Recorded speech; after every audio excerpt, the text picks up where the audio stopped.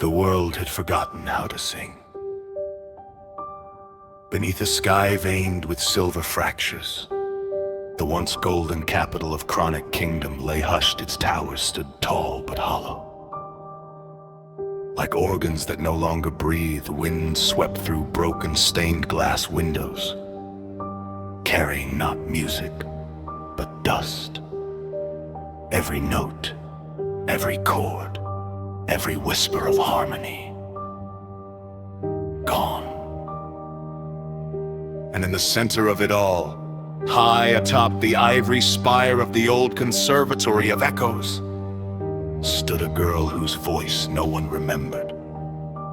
Her name was Crystal.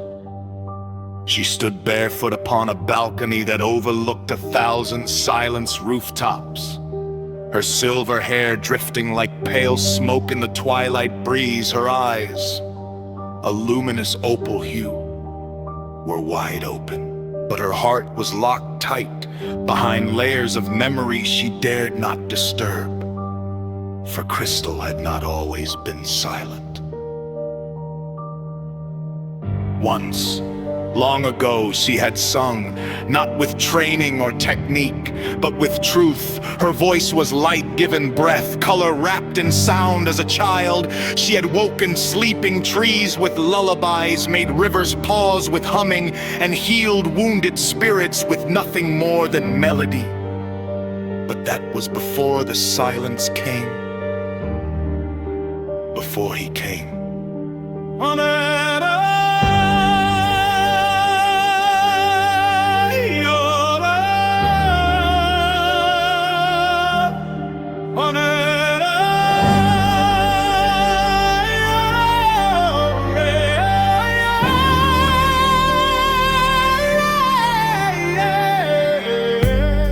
The bells of the city no longer rang. The music halls lay in ruins, and where orchestras once tuned, now only shadows lingered. People no longer hummed to themselves. Mothers no longer sang to children. The world had agreed, wordlessly, to bury its voice.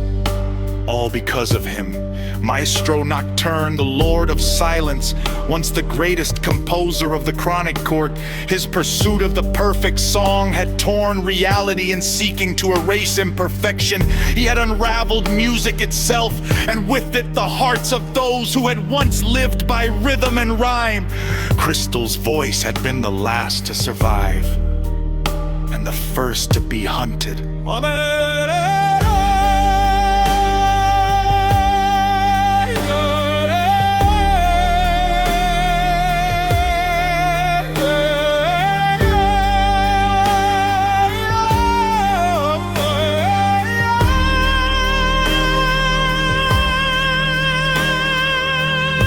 Clutched her coat tighter as the wind rose somewhere far below.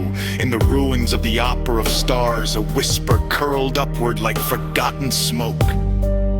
Do you still remember the melody? She froze. It wasn't real, just an echo, surely a dream clinging to the last harmony of dusk.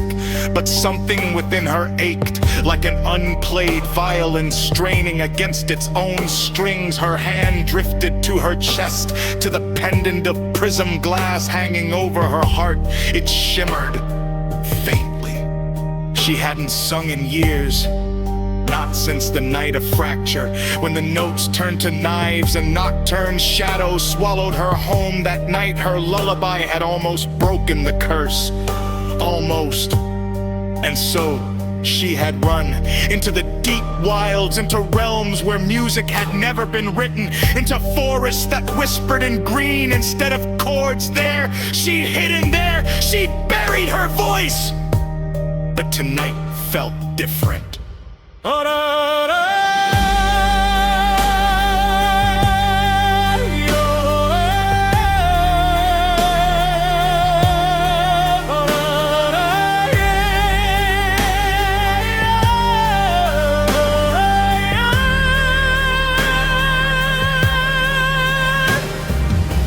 storm brewed on the horizon. not of thunder, but of silence, a thick wall of stillness that blotted out even the rustle of leaves, a dead tide.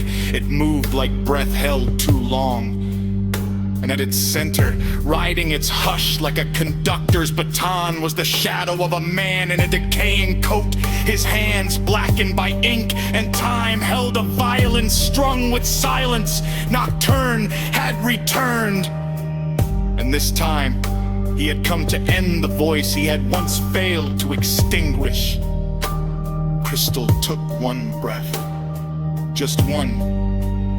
And in that moment, a single note escaped her lips. It wasn't loud, it wasn't beautiful, but it was real, the first sound to break the stillness in years. And across the kingdom, something stern, a string hummed in a forgotten attic. A cracked harp wept in the ruins of a temple. A marionette's golden thread twitched deep in the velvet shadows of the opera. The world heard her, and it remembered. Next, chapter 2.